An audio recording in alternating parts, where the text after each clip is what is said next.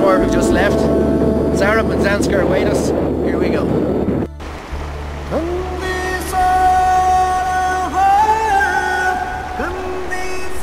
The team now face 300 kilometers of remote river before we reach our destination in Leh, with our boats loaded with clothing, camping equipment and enough food to last us 8 days. Negotiating the high altitude rapids was going to be hard.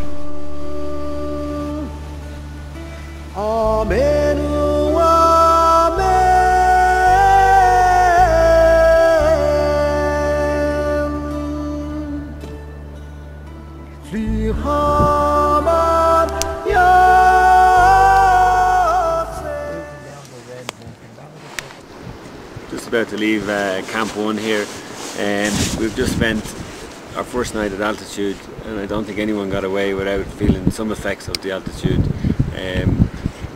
We've very unsettled sleep. I'd have fairly severe headaches throughout the night, and this morning then we were very groggy all round.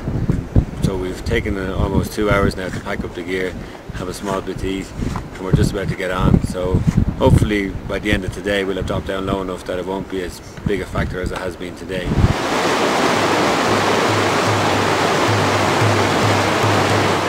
So here we are on the Sarah.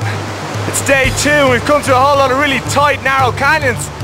It's an incredible place, and it just gets better by the day.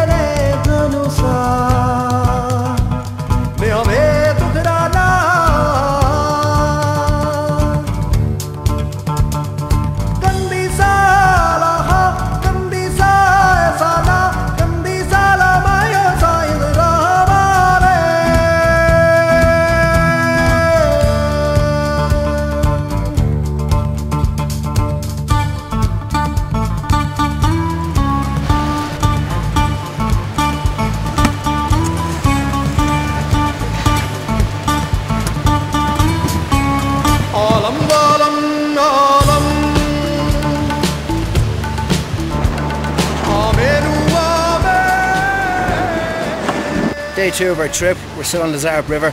Come to our first obstacle around the corner, a series of boulder choke rapids. No way through it. We've got to walk around it at altitude. It's hard work.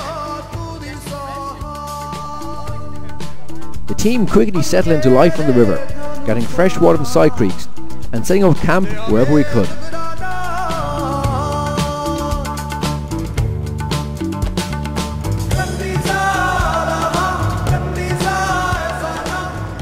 So McGee, what have we got going on for dinner tonight?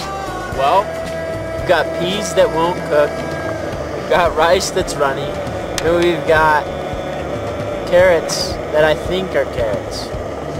They're orange anyway.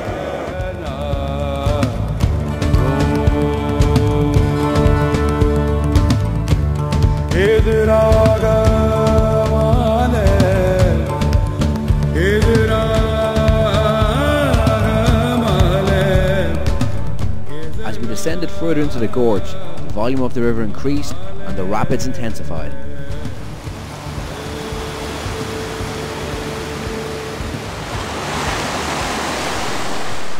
After 3 days of kayaking, we arrived at the ancient Buddhist monastery, Padam.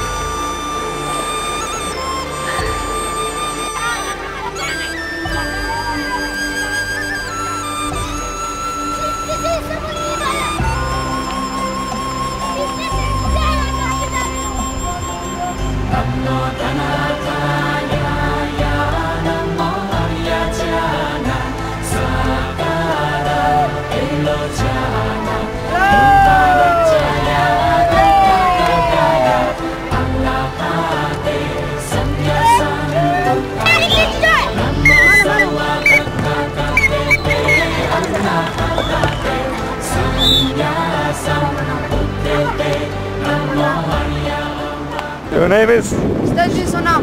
Sanju Sonam. Yeah. The first Indian Buddhist monk kayaker. Change. I'll change half for this, huh? Half for a whistle. You want to? Good deal? Yeah. Okay, bargain, thank you.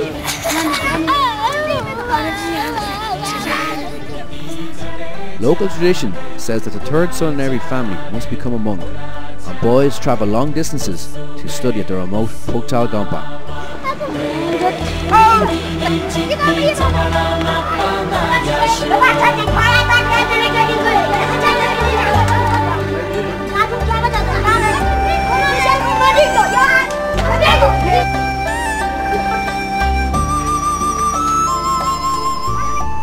We were invited to spend the night in the monastery. It was an unforgettable experience.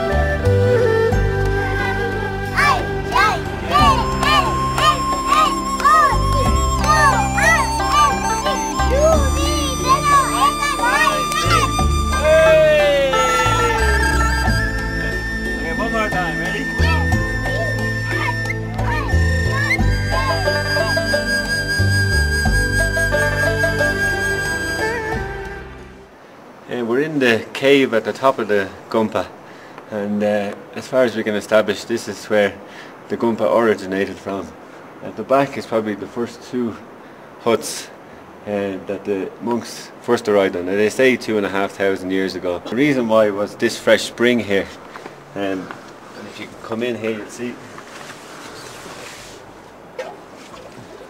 the water is very clear, and up in this dry barren area this is obviously very important, you know. So from here the monastery developed, and at the moment there seems to be about 60 or 65 monks at the moment living here, ranging in ages from what we saw about 6 or 7, possibly up to around 60 or 70 years of age, you know. So we're just about to head on our way. We've had cha, which is tea, and a few naan breads with the monks. They have a small mini hotel here, and they've given us dinner last night and breakfast again this morning. We had a great reception. They're great fun. They've been a great crack altogether. It's coming on about 9:15, so we're hoping to get an early start today because we have a long trip down. But this for me has been the best part of the trip so far.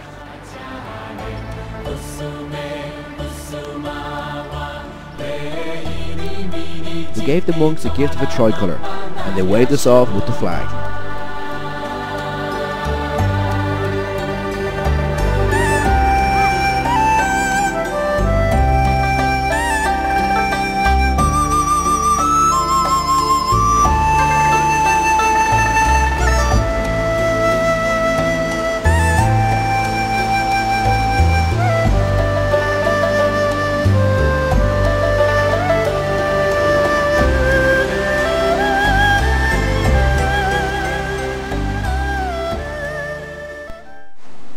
Back on the river, the white water was getting harder.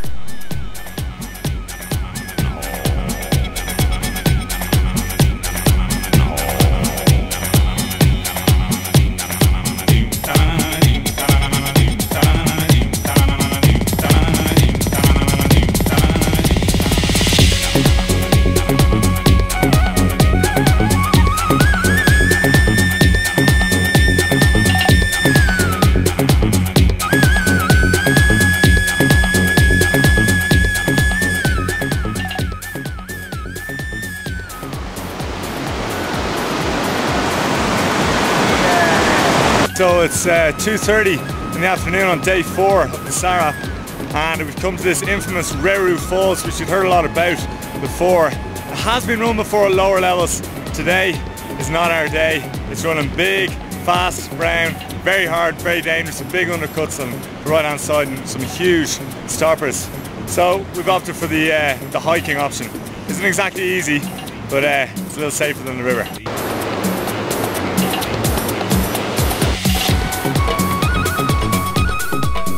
We decided to haul our boats up to a track that led around the falls.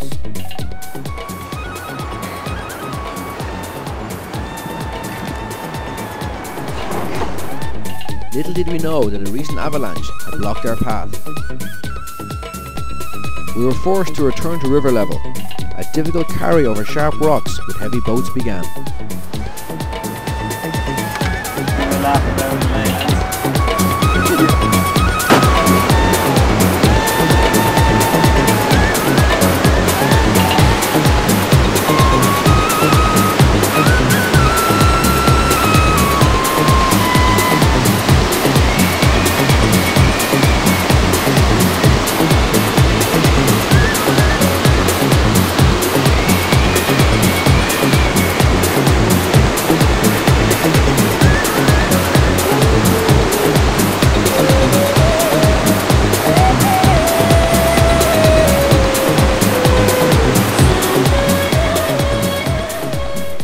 After 4 grueling hours at Reru Falls, we finally moved on, found the campsite and recovered after a long hard day.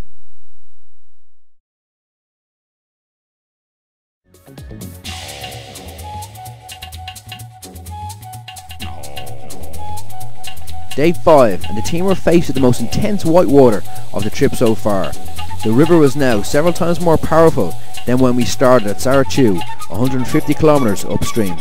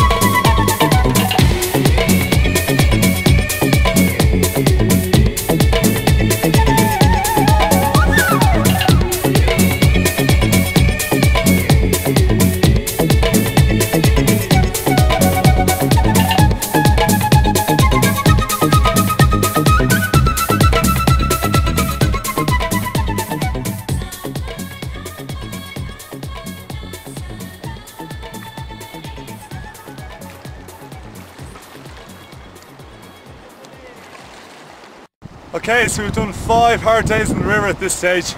We've come to the end of the Sarap part of our trip, into these big open plains here at the town of Padam. We've got another 150 kilometers ahead of us, and the river is going that way, right into that narrow gorge you can see down there. That's the Zanskar Gorge. So that's what we're going to take on tomorrow. But for now, set up camp, we're going to have a bit of food, we're going to relax in one of the most awesome places I've ever been. We were now entering the famous Zanskar Gorge, over 100 kilometers of steep-sided canyon. This was the most committing section of the trip so far. The only way through this remote mountain region was by the river, and any problems we encountered would have severe consequences. At this stage, 2 of the team were ill with diarrhea. With fresh water now extremely hard to come by, dehydration was also a serious issue. Weakened from sickness and exhaustion, even straightforward rapids were becoming a major challenge.